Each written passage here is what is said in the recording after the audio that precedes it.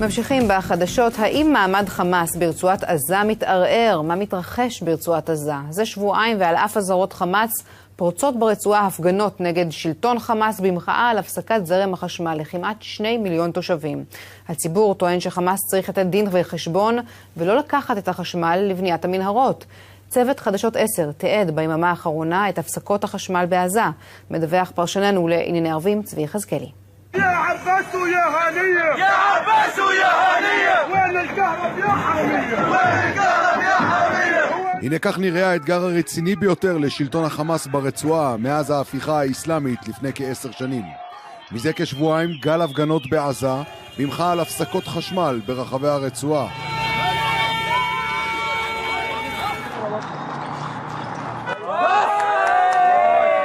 בין 3 ל-4 שעות חשמל ביום. זו ההקצבה של חמאס ל2 מיליון תושבים.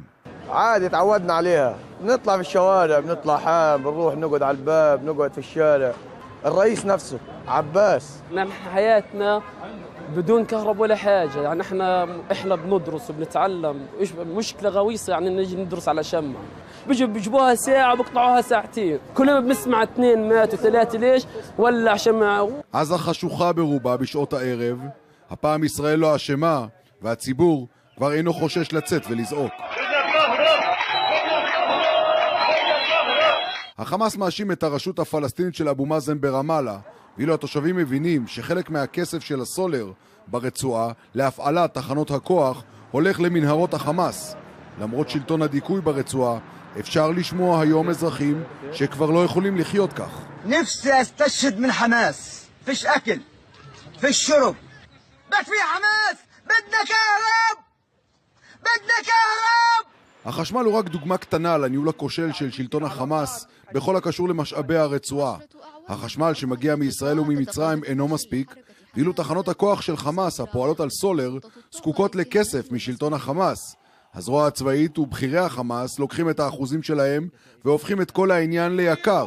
הנה אזרחים שצולמו עבורנו ברצועה מדברים אמנם נגד חברת החשמל ונגד אבו מאזן, אך הכוונה היא לחמאס. طالب كافة الأطراف سواء في رام الله أو في غزة أن يكونوا مخلصين لهذا الشعب لأن شعبنا الفلسطيني مل من كثرة التصاريح. شركة الكهرباء المسؤولة عن المشكلة بيجيبوا بنزين سولار بيخزنوه في الحرب كله بطلعوه. למרות אזהרות החמאס יצאו אלפי עזתים במחנות הפליטים להפגנות כביכול נגד הרשות ונגד אבו מאזן וגם נגד החמאס. המסר ברור, הכתובת היא בעלי הבית של הרצועה.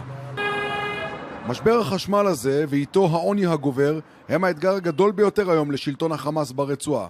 ללא פתרון, ואם הפיצול הנמשך בין אבו מאזן להנייה, חמאס עלול למצוא עצמו במצב של הפגנות עוני, לחם וחשמל מתמשכות שיוציאו לרחובות רעבים שלא יהיה להם מה להפסיד. فيش حياة أصلاً كأننا بنستنى بس وقتاش تيجي الكهرباء وقتاش تقطع زهق الواحد يعيش والكل خايف يطلع والكل خايف يعمل أي إشي.